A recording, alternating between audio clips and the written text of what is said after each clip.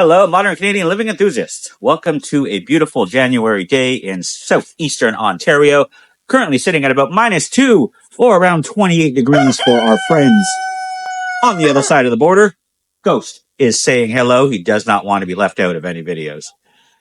Poor guy gets upset, actually, if we leave him out. But today's video, we thought we would take the opportunity to talk about what we do when it gets unseasonably cold. Where we are located, we have some Arctic winds that are going to be making their way down to us, lowering the temperature in a few days, putting it in the low -20s. It's going to be anywhere from -20 Celsius to -30 Celsius, depending on where you are in the area. So today's video, we thought it'd be a good idea to take you all through how we go and prepare and make sure our chickens are ready for the cold. The extra cold, we should say, as we still find ourselves in winter. So come along as we check out today's journey.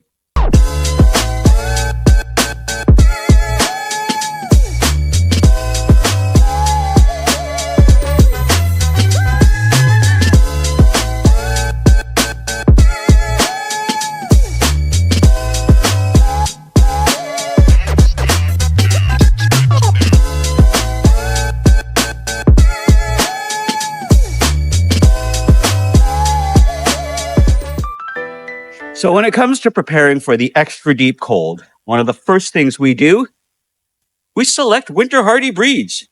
Before the deep cold has even come and settled in and just regular winter is here, where we are, we want to make sure that we have birds that are winter hardy, meaning that they can tolerate the cold, they've got an extra layer of warmth, and they're just better suited for this type of environment.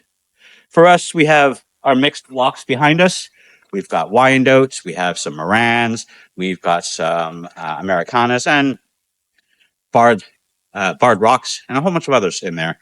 But these are all breeds that are known for being better suited for the cold temperatures.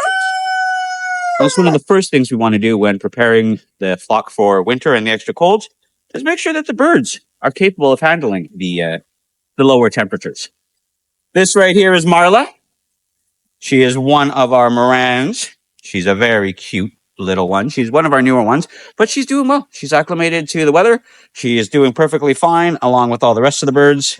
That's one of the first things, like I said, to do for winter temperature change is making sure that your birds are winter hardy. The next thing that we need to do to prepare for the extra deep cold has already been done, and that's wrapping your runs and coops. We've already wrapped it with the plastic. We have some fairing strips on the side to help keep it tight and secure, prevent it from blowing around in the wind. The coops in back are also wrapped with a little extra insulation. As always, Ghost doesn't want to be left out of any videos. When it comes to wrapping the coops and the deeper cold, as the coop should already be wrapped, one thing we do want to do is walk around, make sure that there's no rips, no holes. Everything is still good, exactly how we had set it up when we winterized the coops and runs to begin with. We also want to use snow. This cold stuff right here on the ground, it's one of our friends. It's cold, but it does act as a good insulator. So what we do, as you can see, is we push it up against the side of the bottom. We don't have that much snow right now, but when we do we add it over and above. It just gives them an extra little windbreak and a thicker wall around and helps insulate. We do the same for our coops. Some of you may take the snow off. We leave the snow on top of the chicken coops, except for the nesting boxes. Obviously, we need to get the eggs out, be able to get in there without putting snow in the nesting boxes. But we leave the snow on top of the coop for the same reason. It provides insulation, which in turn is extra warmth for the chickens. We also use it to help us notify us if there's any heat escaping. If you notice a patch on your coop on the roof that is melting, it's showing more ice, less snow compared to the other areas, it's a good indicator that you probably have some type of heating leak or air leak there, and it's warming up. This needs to be dealt with comes the spring and summer to make sure that it doesn't continue to rot or break down. Again, snow may be a problem for some, but it is our friend when it comes to preparing our birds for the colder temperatures and just being safe and taken care of during the winter months. Another thing that needs to be done is refresh the bedding. Like we've previously talked about in some of our other videos, weekly we come in, we refresh the bedding, We put some new stuff down, add some stall dry and some other beddings and stuff to keep it comfortable for them. When it comes to the deep cold, this is another one of our friends. The bedding on the ground acts as an insulation. It can be used for nesting. It can help keep all the birds dry and extra warm during the winter. So we will be refreshing this in a couple of moments as soon as this video is done. And when we refresh it, we're going to add in extra layers of straw and bedding, like I was saying, to provide that extra warmth on the ground and some more nesting material for them to help them be more comfortable in case they want to warm up. Our friend Muffin here is going to help us talk about the next part when it comes to preparing the flock for deep cold, and that's feed. We've mentioned it before in our videos, the importance of choosing a good quality feed, making sure it has all the nutrients, the calories, the vitamins, all the nutrition that the birds need. This is one of the key things that we do to prep for winter as a whole, but especially when it comes down to the colder temperatures. Giving them some extra cracked corn and scratch helps them put on some calories to fuel the furnace. Not sure if you all remember, but we did talk about this in a previous video. Every chicken is born with an internal personalized furnace. All they need to do to keep that furnace running is keep it stocked with good feed. By doing so, the birds can keep their temperature at about 104 degrees Fahrenheit. That's right. Bet you didn't know that chickens have an internal body temperature around 104 degrees. For most humans, that would be considered fever territory, but for chickens, that's just the way they like it. So if we keep that furnace running, it provides all the extra warmth for them. That, coupled with everything else we've just talked about and we'll continue to talk about, make sure that they are comfy, cozy, safe, and ready for the deeper winter colds. Our friend Muffin right here, this is Muffin. She's a barred rock. She's a sweetheart too. She's one of our fantastic egg layers, but she is one of the reasons that we need to do all this, right? We want to keep all our ladies and our boys happy, healthy, and safe. While I have her in my hands, something else to do is to keep an eye on their combs and their wattles. They should be red and just normal looking. If you notice any discolorations, any black marks, any browning, any crusting, it's a good indication of frostbite. If you notice anything not being right with your birds, if they seem to be hiding in a corner, sitting squatted down, not moving, not acting like themselves, it's a good indication that they have something wrong with them. They need some extra support. So if you can move them to a separate area, a garage that may be a little bit warmer or protected, or without getting yourself, kicked out of the house or forcing you to sleep on the couch because the spouse found out, if you can bring them inside, bring them inside. Just remember that if you are bringing them from the outside cold winter into your heated house, you are going to need to open a window for the room that they're in. And yes, I did just advise to open a window in winter when you bring chickens in. Sounds crazy, but it is something that's very important to do. They need to acclimate again, and the temperature difference between outside and inside is extreme at this time of year. When we're talking about deep colds of minus 20, we could be having a temperature difference of anywhere from 30 to 40 degrees between the inside and the outside of the house. And that's Celsius. So just one of those tips, make sure that your chickens are taken care of. Make sure that they have the right feed and nutrition to provide that furnace with all the energy it needs to keep them warm. Something else that we do to prep for the deeper cold is we come out and give our birds some extra visual inspections. We want to make sure that there's no injuries, nothing new has come up. After all, this is a group of chickens in their different enclosures. We're not always here, though we do come out pretty frequently and spend time with them. Things can happen. So before the deeper cold approaches and those Arctic winds get us, we want to make sure that our chickens are visually inspected, make sure that there's no extra injuries, markings, or anything not looking out of the norm. Something else we want to check is our roosts. We want to make sure that all the roosts are up and in place. Chickens' feet are one of the few places on their bodies that aren't normally covered by feathers. And I say normally, as there are some chickens out there that do have feathered feet, some just a little bit, some have like full feathered boots on, kind of looks like they're headed to a fashion show. It depends. But nonetheless, we want to make sure that the roosts are cleaned off. There's no poop buildup. And this is very important. If you're in a place that gets cold temperatures or excessive heat, We do not recommend metal roosting bars or plastic ones. First off, they can warp. Second of all, the metal can cause the birds to have frostbite and a whole bunch of other problems. And third of all, both the plastic and the metal steal heat from our chickens. So when a chicken comes and gets on their perch or their roost, they lower themselves down. They will bring their feathered body over their feet to help warm their feet up and keep everything from having frostbite or any other problems. When they're on a metal perch or a plastic perch and roost, that actually wicks the heat away from them. It takes the heat away from their body, leading to potential problems. So we always recommend wood perches. We have varying different sizes and thicknesses. We prefer to take branches from our forest, cut them down, clean them up, and use them. It's more of a natural feeling. We also want to make sure that your chickens' roosts are appropriate sized. Chickens have big feet and they tend to wrap their feet around to securely grab onto stuff. So having a roost bar that's too small means that their feet will curl up and it's uncomfortable and dangerous for the chickens. Likewise, too flat and big, they can't properly grip and it can lead to other potential issues. So when it comes to setting up your roosts, choose them appropriately, make sure that they're at a good height and a good size. And when it comes to preparing for the deep colds, come in, clean them off like you can see here. There's nothing left on it. And make sure that they are just ready for the deep cold that the chickens are going to be dealing with in a few days. We talked about resetting and refreshing the interior of the runs and the coops at least once a week or as needed, depending on how many birds you have, is crucial. It helps keep everything clean, keeps the disease down, keeps the smell down, and the humidity. And that's our next thing that we need to worry about when it comes to the deeper colds. So chickens, they breathe just like all of us, right? And their breath, their exhales have moisture in it and it creates condensation.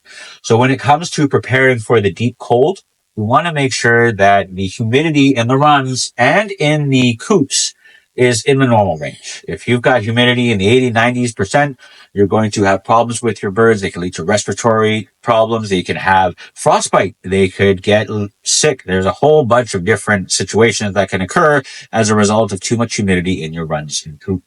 So we use Stall Dry. It's a product made of diatomaceous earth and some other ingredients and clays. We put that down in the coops and in the runs when we refresh with the straw. We also use some hemp bedding because hemp is a great way to absorb that excess humidity and any smell that can potentially come.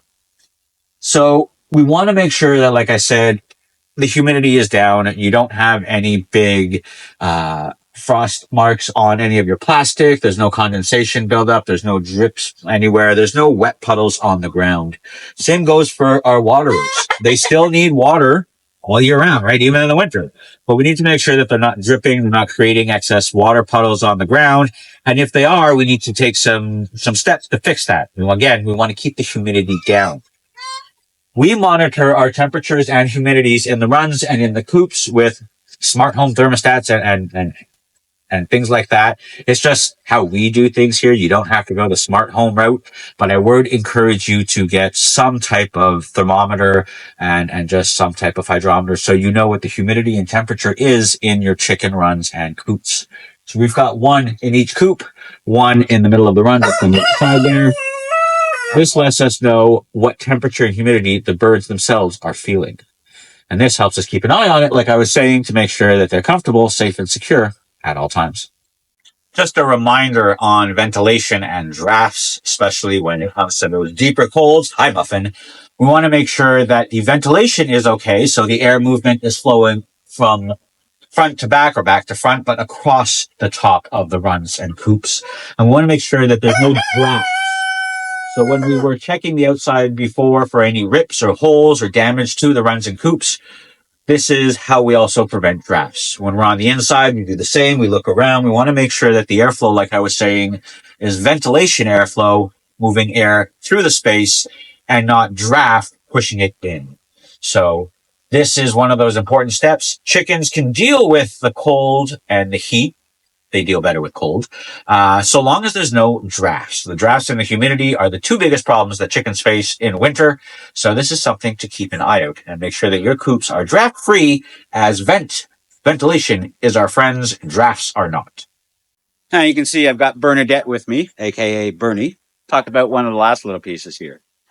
Something we need to do when it gets cold is we still need to come check on our birds.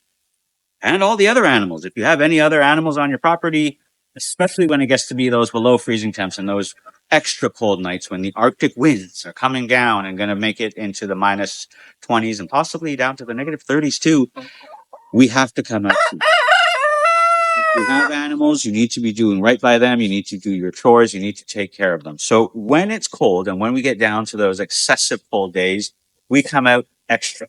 We make sure that we check the cameras more often. We come out, we check the birds, make sure that they're behaving normally. They're not sitting down, crouching, or looking unwell. Then chickens can be very stoic. So we want to make sure that as soon as we notice something that we start helping them. Otherwise, it can go downhill really, really fast.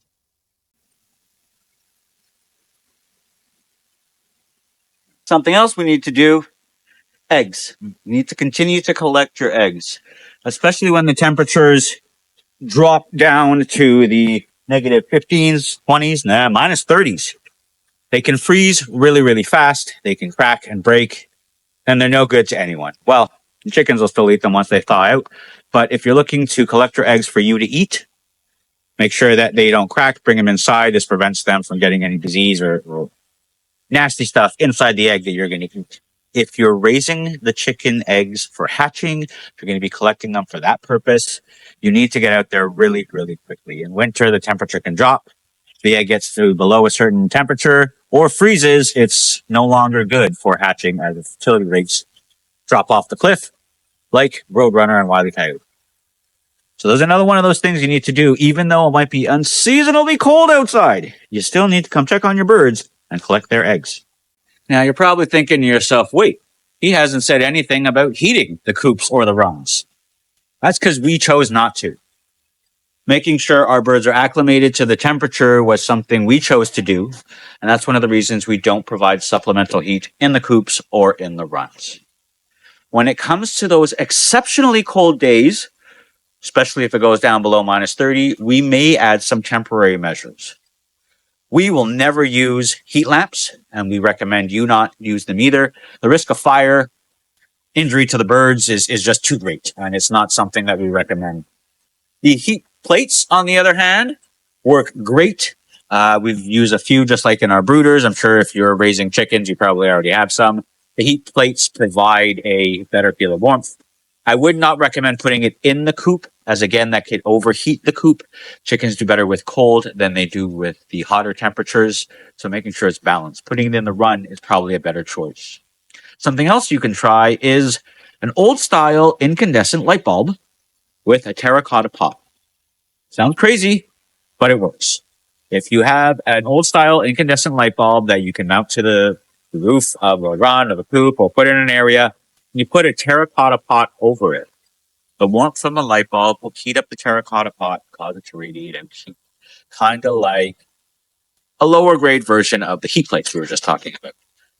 This, in the run, allows the birds to come to it when they want to warm up a bit and move away from it without messing with their internal temperatures too much. Again, I do not recommend anybody use the heat lamps, especially when it comes to beddings, the drier stuff. It can injure the birds. It can start a fire. It's just that's not worth it. But if you feel that your chickens need extra warmth, like we said earlier, if you're not going to get kicked out of the house or cause you to sleep on the couch, check with your spouse. Bring them inside for a little bit if they need. Move them to a garage, a different area. Have a different run setup if you have that already built. Make it extra warm in there and bring them in. Just remember that when you're doing so, they're coming from cold temperatures into a warmer area. So you will need to cool down that area, especially if it's in your house. You're going to need to open a window in winter.